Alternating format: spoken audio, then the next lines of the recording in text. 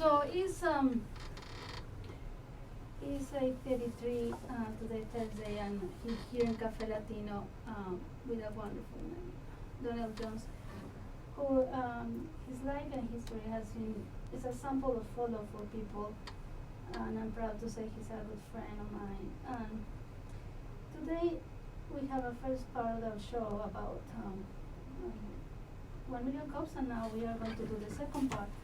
More my style, the kind of conversations I like to do here in Cafe Latino, know him, the person, and talk about who they are and how they become who they are. So Donnell, can you tell us about yourself? Where did you born? So I was born in San Francisco, California, in the Fillmore district of San Francisco, California. Oh, it's gorgeous around there. Oh my goodness, yeah. I miss San Francisco, especially the food. Yeah. The food is amazing. I mean, you could get Any kind of food. I love the sushi there. Oh yeah. The Italian food. I don't know. It's just, I think it's my favorite place in the world. So, you went to high school there and college? Tell me a little more about it. So I went to. I grew up in the heart of San Francisco. Most people, when they say they're from San Francisco, they're from the outskirts. Yes. And I'm actually from the heart of San Francisco. Wow. I graduated from George Washington High School, which is the same high school that Maya Angelou went to, and Danny Glover. There's a bunch of big names that went to my school. And so I'm proud to say that I stepped in the same classrooms as these great individuals. Absolutely.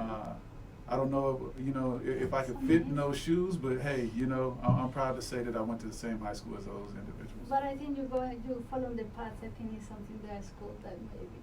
So, when you say that, I was imagine. So you took the train that goes down. Yes. How is called the train? It's called BART. Yeah. Okay. Yeah. So it's Bay Area Rapid Transit. Yes. I used to. So that takes you from San Francisco, and then it'll take you to Oakland, San Jose, and all all the way around. It's a different experience. I mean, San Francisco, there's no place like it. No, absolutely not. It's just oh my God, amazing. The food, the seafood that you can go to eat. Oh my goodness, the Dungeness crab. It's totally different. Oh, the chocolate. Oh, factory. Ghirardelli chocolate. No. I just can't imagine live there. You went to that high school, then you decided to enter to the army at that point? Yes. So as soon as I graduated high school, I went directly into the army out of high school. So did you were in the ROTC in high school? No. In fact, I wasn't even thinking about joining the military. What happened? So your family is in the military? No, I don't. This is really strange. That is amazing. My dad was a bus driver, and my mom worked at Safeway. Okay. And San Francisco is a beautiful place, but I didn't see a future for me there. Mm-hmm. I didn't see that it was going to be a place that was going to, help me become, the person that I saw myself being. Yeah. And so I decided to join the military. In fact, myself and three other friends joined, and so 4 of us joined the military. It may seem like we joined together, but we never saw each other after that. Wow. I didn't see them, in fact, until about 15 years later. Wow. Our paths, never crossed. We talked to each other on the phone, but we weren't in the same duty stations. Wow. And so the decision had to be hard for your family, or your mother, I can imagine, Absolutely. I mean, because during the time that I joined, there was a war going on. Oh, You're talking about Desert Storm. In fact, right out of high school, I went from basic training to job training, and then directly to Desert Storm. And so I can't imagine how my mom was feeling. I know. I have a son right now in college, and every day I just think about him, and I pray for him and make sure that he's good. But he's just in college, Yes. And I was at war. I can't believe it. I'm just thinking about break my heart with mommy. You know what I mean? Yeah, just her and my whole family, Yes. worried about me, but I was okay. Yes, you were. It was I can imagine amazing experience. And tell me a little more. So people that listen to us, it's important that when the kids come to us and say we want to join the military, we should support them. No, but absolutely. So people think that the military is, what they see on video games. Yeah. And that's not what it's about. I mean, do we have to go in the theater of war? Absolutely. Yeah. My job in the military was a human resource specialist. Wow. What that means on the civilian side is I did administrative type work. and my job was, to make sure that people got paid, made sure that I processed their leave, when they went out on vacation. My job was to make sure that their evaluations were processed. When it comes to awards, that they got their awards on time. It was also to make sure that we maintain accountability of those individuals that were in our organization.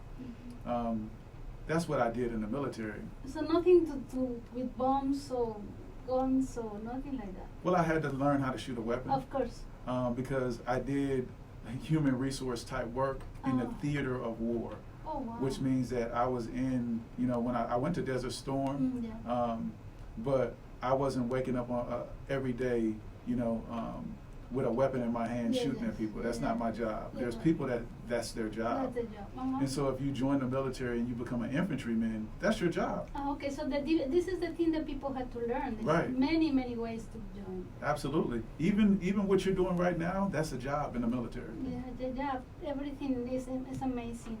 And from there, you were there for so long, amazing, no? Yes, so I served 26 years in the Army, and I deployed another time to Somalia, and I went to Korea, I went to Germany, I went to Guam, I went to Hawaii, I went to Africa.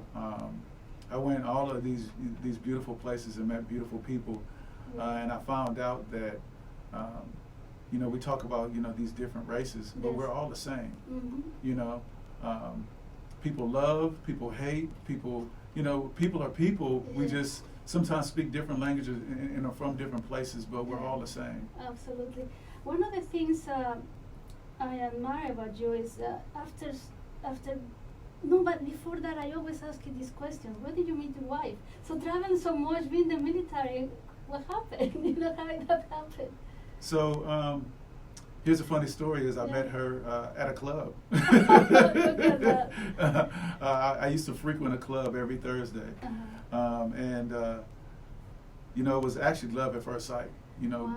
People, I believe in that. I didn't know it actually was a thing until I, met my wife, and I was just like, oh my God, this woman is beautiful. Still beautiful, I would say. Yes, we've been married for 21 years now, and you look like you were just newly wedded, like you just got married. You're so happy together. Oh, definitely. We have our ups and downs, just like anybody. But for the most part, I've always dated my wife. Yeah, it's a beautiful story. And then how long you date? So we actually dated for 6 months before I asked her to marry me.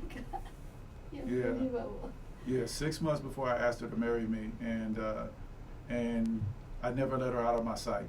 It's just amazing. And she traveled with you around when you were in the military? So the funny part is my last duty assignment when I was on active duty was in Denver, and so she didn't get to the opportunity to go all of those other places with me. I was actually stationed in Denver from so we got married in '98. So from '98 to 2000 to present, I haven't had to deploy or anything like that. Okay. So we've been blessed in that aspect. That's amazing. And you have a beautiful boy. What's his name? Same as mine, Donnell Johns Jr. Oh, He's amazing as well. He's in college right now. He goes but he loves music, no? Oh, he loves music. He's the beauty of him is he's well-rounded. Yes. He's in college to study to be a doctor. Wow. Yes. Amazing. But he's a young man, and so he loves music. He loves dancing. He loves. He does some modeling. I mean, he does it all. And either way, he has his vision to become a doctor. Yes. So unique. Yes, yeah. he's gonna become a doctor. My wife is a science teacher. Oh wow. She teaches science in high school, and so he got it honest. As far as that is concerned, both of them are fascinated with biology and the human body and all of that. And so, they have conversations that I don't know about. I'm listening to what they're talking about, and I'm like, what are you guys talking about? Yeah, amazing. So in this process, what year did you retire from the military? 2017. And what happened after that? So 2017, I started, actually in 2016, I started my business while I was still on active duty. Okay. And I wanted to do the same thing that I did in the military. And what I did in the military was, it was my responsibility to make sure that I trained individuals to replace me, to become, to do my job as a leader in the organization. And it was also my job to advise leadership on, what we should do in order to be successful. And I was like, how do I do that? How do I continue that on this other side? And so I started a leadership consulting firm to be able to advise people and to develop leaders, because I found that on the civilian side, they put people in leadership positions, but they don't train them on how to lead people. And it's two different things. To do your job is one thing, to lead people to do their job is totally different. And I have a passion for that, and I have a passion for people, and I love people. I've been in the people business for forever. For 20 plus years. Just taking care of people, and so I love taking care of people. So you just it can to be easy for you to have your own business doing something that you love. That is so unique, because some people they stay in their job just because they have to stay in their job. Right. They don't know that, and that's the beauty of what we talked about before was the 1 million cups. Is they don't know that there's people out there to help them during that journey. Yes. I always tell my clients is, the roadmap is already there. Don't try to figure it out yourself. Find somebody that's great. That's doing exactly what you're doing, and use them as a mentor. Yeah, that mentoring is something that the people is afraid, like everybody's afraid to ask for help. Right. They say, no, I have to do myself, but it's afraid to, I think everybody, deep in the hearts of everybody, it doesn't matter what level you are, you always want to give to the community. Absolutely. And I have never known anybody that will not say, okay, I will give a hand. I created an acronym from the word help. And so it's holistically elevating leadership potential. Wow, I love it. And if you want to grow, you got to ask for help. Yes. As a human being, we're not set up to try to do anything by ourselves. We can't survive by ourselves. So stop trying to do it and ask for help. Yeah. So that is something that you've been doing, and I'm very impressed. So it's been growing very fast, your business. Yes. So tell me more about now what phase are you are. So when you say it's been growing very fast, so fast I think is relative. I've been in business for since 2016, so going on 4 years, and now it's starting to progress. I think it's okay. I cannot say fast, of course. 4 years is a slow grow, but now finally, did you find the niche that you were looking for? So absolutely. I mean, I stepped away from the military for about a year because I was in the military from 18 to 40 something. What a shock, I can imagine. Right, and so I had to figure out who Donnell was. Yeah. And then I had to realize that there were individuals that are leaving the military that are looking for that tribe, those individuals that need to come together to be able to support each other. Oh, that is the thing. Some people, when they leave the military, some people don't do well. Right. As I know about that. Yeah, I mean the civilian sector is totally different than very individualized. Yes, everybody is out for themselves, and they're really not out for themselves, but they're trying to survive out here in that. But without help. Without help, and in the military, we're taught to take care of each other and help each other grow, and so to step into an environment where nobody's there to help you and it's cutthroat, it's kind of hard for us to deal with. Exactly. And that's why I created this Veterans Grow America, Veterans Grow Virginia. I didn't create it, but I supported in co-founding the Veterans Grow Virginia piece. And it's about spotlighting the contributions of veteran entrepreneurs, really to be able to get people to see veterans in a different light. It's really hard for people that we have never had family in the military. Right. So for us, we cannot understand that help each other that way that you see it. It's a different from a view that we as civilians we cannot see it. Right. It's You know, so people see the military and they see, you know, they see video games and what the Yes. news wants to show Yeah. you on what we do. Yes. But, you know, like we said before, I was human resources. Mhm. We have public affairs, the type of stuff that we're doing Yes. right now as far as radio. Mhm. We have people that fix computers. We have people that work in finance and make sure that people get paid. Computers, you know, mapping, like my son do it, special intelligence. Yes, Yeah. mapping, you name it. We have a job that does it. We have people that, you know, make tents and sew, you know, things together. I mean, everything that we do in the civilian sector, we do in the military. But in different way, because I feel that the civilian is always, how can I put my foot over somebody to get better? Right. You know? I think the thing that complicates it is when you add money to something, Yeah, greed takes over. absolutely. And we don't realize that there's enough money out there for everybody, and so you don't have to step over anyone. You could actually help them out and still make money.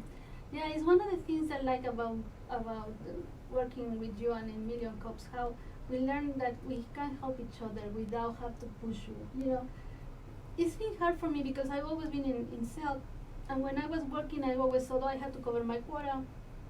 I had to do just me, you know. Right. Because if I don't go over the quota, I don't win. But now that I'm now in the spring, I find myself that it's better working as a team. Absolutely. So if we work as a team, we can cover more quota. We can help each other. So yes, it's a big difference when you decide that it's not only about you; it's about who is around you. Absolutely. It's about adding value to another person. Mhm. And the more you add value to them, the better your business grows. Absolutely. And that's something, you know, I was a recruiter the last half of my military career. And it was about, the people that I brought in was about, how do I add value to them? How do I, you know, make sure that they're taken care of and they get everything that I promised them? And, you know, on this side, it's the same way. It's how do I add value to you, and in turn, you could add value to someone else, or you could Exactly. add value to me. It doesn't matter. I'm not looking for you to try to give me something so I can get something back. Yeah. It's about doing what's right for that person at the time, Mhm. and it'll come back, you know? Oh, that is something my mother told me. Everything that you do, good or bad, is going to back to you. So try to do as much good for the world because the good things will go back to you. Absolutely. It's like, so this veteran business pop-up that I'm doing, Yeah. it's building a community of veteran entrepreneurs, Mhm. but not only that, these veteran entrepreneurs can help each other's business grow. And the civilians are meeting these veterans. Yes. Is that the process that Yeah. you kind of the vision that you have? So the vision, so the veteran business pop-up, we showcase veteran entrepreneurs. In fact, we have 45 of the best veteran entrepreneur businesses Oh, wow. in Northern Virginia that are going to be showcasing their goods and services on March 14th at the Dale City Volunteer Fire Department. So there's two things that's going to happen. One, these 45 businesses are going to get to know each other and get to work together. And so we're going to build a tribe. We're going to build a community of veteran entrepreneurs that are now able to support each other's growth and success. So they will have that working togetherness again Yes. that they had before. Exactly. And then the other piece of it is they're showcasing their goods and services, so the American public can come out and shop these businesses. And they can shop and also learn their story, understand, hey, why did you start this business? How did you get it started? Why are you doing this? And then also realize that these are going to be quality products that they're going to get, and people that stand behind their products, because that's something that that's inherent in us, the values that we learn Absolutely. in the military. Can you give us a couple samples of kind of business that will be there? Oh, absolutely. So we have a business that does woodworking. I just want to speak a little bit, you know, about, you know, what they do. It's not only woodworking, but it's their passion. You know, they put their heart and soul in making sure that the woodworks that they do is a quality product. They do like furniture? They do furniture. Wow. They do cutting boards, all kind of stuff. I mean, it's a beautiful product, and it's not just something that you're just going to buy or get anywhere. So it's one of a kind pieces that you'll be able to get. We also have a company that's going to be there that's a veteran-owned tax organization. Oh, wow. You know, they're going to be helping people not do their taxes that day, but you'll be able to, know that there's a veteran-run tax organization that you can trust. Yeah. You know. Wow. That's something. Yeah, of course, that is something very unique. What else? More. Is anything about what else besides taxes? So we have other companies guys that are going to be selling, shirts, knives. We have one lady that sells hats with a silk lining so it won't mess up your hair. Oh my God, yeah, that's so cute. It was the beauty of this is the hat that they made in the military. It didn't have a lining, so women still want to look good in uniform and not mess their hair up, and so she created this silk lined hat so they can still look like a woman in uniform. Oh my God, I just love it. So we have a couple more minutes. Did you have a webpage that people can visit it? Yes. Okay. And so go to www.veteransgrowamerica.com. Also, you can go on Eventbrite and type in Veteran Business Pop-Up. If you type that in there, you'll find a way to get tickets. And we just want everybody to come out and support our veteran community. It's a lot more than that. You'll be able to get jewelry, you'll be able to get t-shirts, you'll be able to get knives, cutting boards. Anything that you can think of, we'll have it there. And so how often are you planning to continue doing these gatherings? So we're going to do them 3 to 4 times a year. Okay. And this one has doubled in size from the last one. Wow, amazing. So the last one we did 17 veteran-owned businesses. Now 4 or 5. So we're expecting the next one will be bigger. It's going to be bigger and better. We had over 900 plus people show up to support these veteran-owned businesses, and that was just for 17 veteran-owned businesses. For the 45, oh my goodness! So it's happening, March 14th from 10 a.m. to 5 p.m. So how much costs the ticket to enter? So we made it a whopping price of free to come in. Oh, wow. So it doesn't cost you anything to come support. That's nice. That's very nice, very nice. Because still when the people do this kind of events, you still have to pay to enter into the event. No, we don't want you to pay. This is a way for you to come out and thank these veterans for their services by doing business with them. It's the minimum I think we could do. That after they put their own lives. And when we're talking about a military person, it's not themselves, it's the families. Yes. And we're talking about families, it's not just the mom and dad, it's when, we know that it's beyond that, it's the uncles, the cousins, everybody gets somehow a little pain, when you don't know how they're doing. And we have to say the truth. And I used to have a friend who works in the Marines, he said, you can send me toothpaste, basic things that I can have, we don't have it. So I think it's something to say thank you for everything they do. And so please, if you listen to us, please support this event. And again, can you repeat the day and the time? And so it's March 14th from 10 a.m. to 5 p.m. at the Dale City Volunteer Fire Department in Woodbridge, Virginia. The address is 13511 Hillingdale Drive. Please come out and support. You can find more information out on veteransgrowamerica.com or go to Eventbrite and type in Veteran Business Pop-Up. Well, we're coming to the final of our show. I want to say thank you very much, Donnell, for your service. Thank you. For everything you have been doing and you will continue doing for the military and for the community. Yes. Thank you very much. And for everybody, today is Thursday and we'll see you next week. I hope to see you here at 8 o'clock in Café Latino. Boom. That was awesome. Escucha buena música en español, como también interesantes conversaciones con audiencia local. Tune in to Café Latino, Thursdays at 10 a.m. aquí en Radio Fairfax.